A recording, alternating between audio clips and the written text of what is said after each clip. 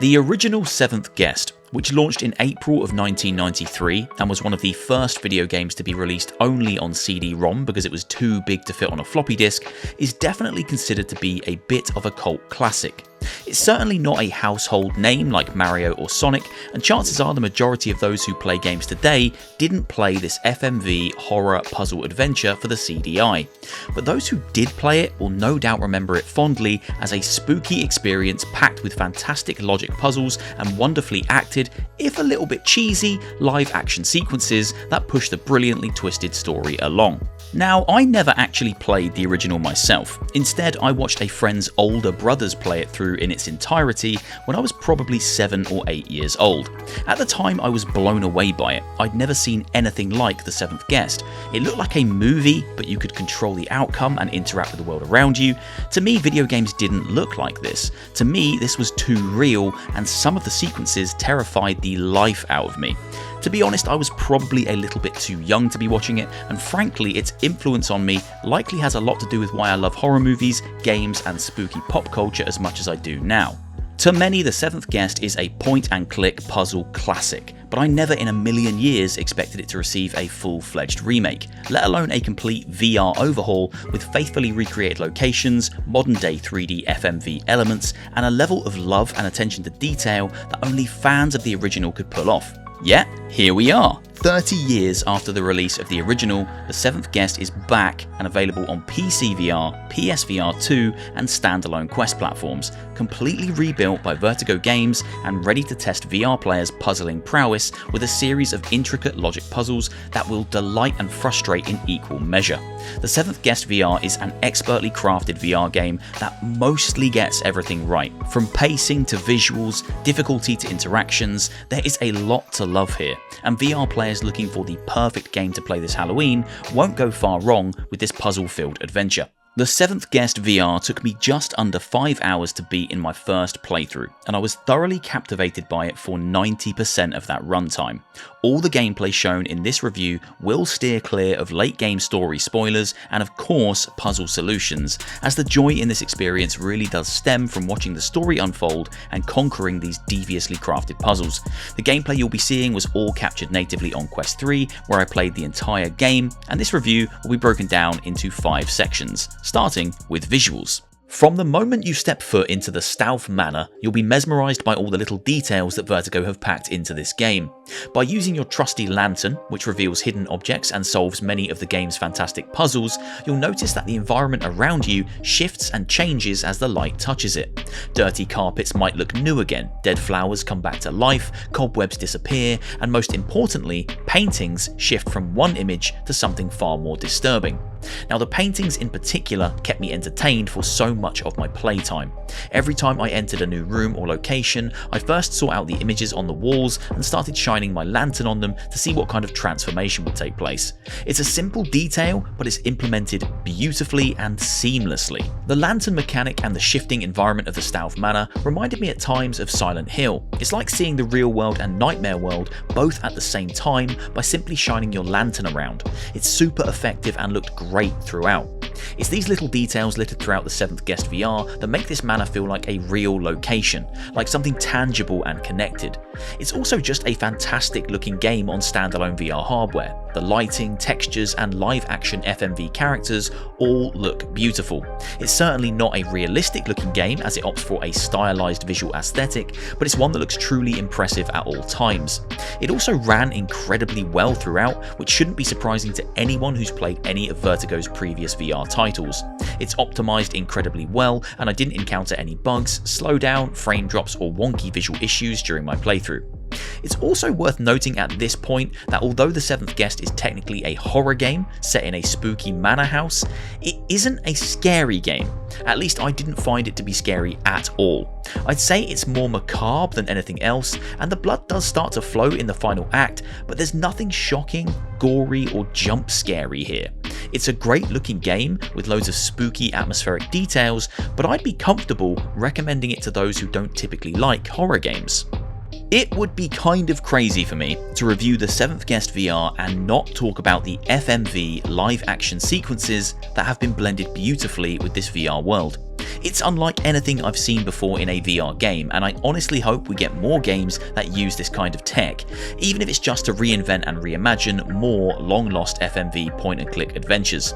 The main cast of characters in The Seventh Guest will appear to you throughout the story as fully voiced, completely 3D FMV captures of real actors. Their real-life recordings are blended over 3D models, and they have a slightly odd polygonal look to them which stops them from looking too realistic when placed alongside the virtual world. As the player, you can move around them in the environment and see them from all angles. It's really impressive and probably my favourite part of the entire experience. Seeing these actors recapture the cheesy, campy horror feeling of the original Seventh Guest in 2023 is downright wonderful, and they all play their parts perfectly. Now, I won't speak too much about the story itself as I don't want to wade into spoiler territory, but the simple premise is this.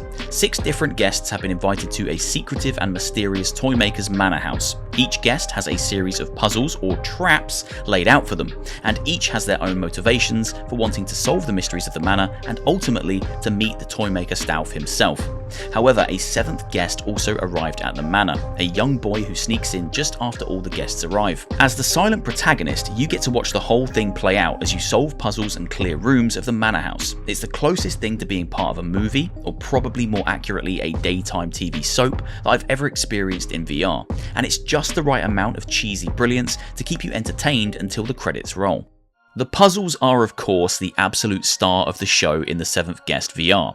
Each of the manor's 17 rooms contain between 2 and 3 puzzles to solve, and doing so ultimately marks that room as complete on your map, returning it to a state of calm depicted in game by the lights turning back on and all the items in the room morphing back into a less sinister state.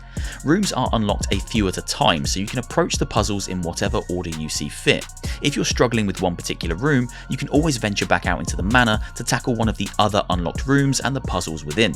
Once you've cleared enough rooms, the clock will chime and another selection of rooms will open, with more devious puzzles to solve. Now, the puzzles themselves are all logic based. Nothing is left to chance or luck, and therefore everything can be solved if you give it enough thought and attention. There were a few puzzles that completely stumped me before I realised I was simply throwing myself at them over and over again with no rhyme or reason. Every single time I felt like something was impossible, I took a step back, analysed the details, and eventually found the solution. It's a difficult game at times, but it's never impossible and it's never unfair. Now, many of the puzzles share the same structure, but no 2 puzzles feel the same, and a few were genuinely surprising in terms of their complexity. It's a real varied range of experience that will challenge your maths ability, memory, reflexes, planning, general knowledge, and most importantly, logic. And this variety meant I was always excited to visit a new room to tackle the puzzles within. If, however, you encounter a puzzle that proves too much for you to overcome, the game offers you a range of options to help you progress. You can ask for 2 free hints that will nudge you in the right direction, laying the groundwork for what you need to do with any puzzle you're stuck on. If this still isn't enough, you can use collectible coins that are hidden throughout the manor to simply solve a puzzle for you.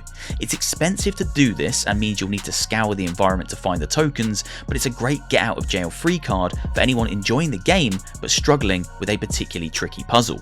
When it comes to replayability, puzzle games have a hard time. Once you've solved the puzzles once, it's hard to enjoy the game in the same way ever again, and the 7th Guest falls victim to this conundrum. Vertigo Games have crafted a beautiful game with so much attention to detail that I wouldn't be surprised if players wanted to load it back up and explore the manor again after rolling the credits, but there won't be any additional things to see or do in repeat playthroughs. The only gameplay element that really encourages players to revisit the game an additional time are the collectible coins scattered throughout the manor. With a total of 50 to find if you're looking for 100% completion, they should keep you busy for quite some time, but be aware they don't seem to unlock any kind of additional content and instead only offer bragging rights. All in all, you can expect the 7th Guest to provide you with 5 to 6 hours of content depending on how good you are at solving puzzles and how willing you are to solve them without using the hints provided to you. But after that, there are very few reasons for repeat playthroughs outside of simply wanting to explore these gorgeous environments and witness the story all over again. At the beginning of this review, I said I was captivated by 90% of the 7th Guest VR. And you might be thinking, what happened during the other 10%? Well, sadly, one particular section of the game didn't land for me at all, and it just so happens to be the final puzzle right before rolling the credits. Without diving too deep into spoiler territory, one of my favourite aspects of the 7th Guest VR are the puzzles. Each one can be solved with logic and examination. Trial and error often plays into your attempts, but if you take a step back and analyse what's in front of you, you'll no doubt find the solution before long. Its consistently accessible puzzle solving throughout sets a precedent of how this game is played. It frequently feels challenging, but it never feels unfair, and it never replaces logic with luck. Until the final sequence before the credits roll. As I said, I won't spoil the actual section of the game, but for me personally, this strange game of chance tacked onto the end of an otherwise impeccable puzzle adventure felt frustrating for all the wrong reasons. So much of this final interaction is left to luck, and it can result in some artificial game length extension. Of my 5-hour playtime, 35 minutes was spent on this final encounter, and that's not because I didn't know how to proceed or how to solve the puzzle, it's simply because luck was going against me, and it resulted in me failing and replaying this section a handful of times. It isn't enough to sour the whole experience, but it was noticeably less enjoyable than the rest of the game, and I do wish this final section had gone in a direction more in line with the rest of the experience. In summary, the 7th Guest VR provided me with one of the best VR environments to explore in recent memory. It packed the game with beautiful details, fantastic puzzles, and a fun horror story with plenty of campy twists and turns. But sadly, it couldn't quite stick the landing and finished with a lackluster puzzle encounter that swapped logic for luck, meaning it didn't quite finish the adventure on the exciting high I was hoping for.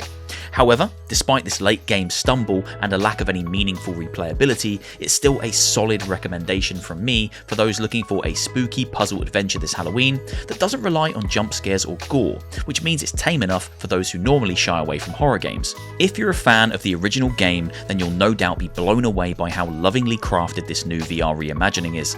The nostalgia overload will propel you through the experience with a grin plastered across your face every step of the way. On the other hand, if you've never played the original 7th Guest, then this is a wonderful way to experience this story. What was once old is new again, and it's clear that the team at Vertigo care about the source material. They've done a wonderful job of modernising this point-and-click puzzler for modern VR hardware, and I for one would love to see them work this same magic on other long-dormant franchises.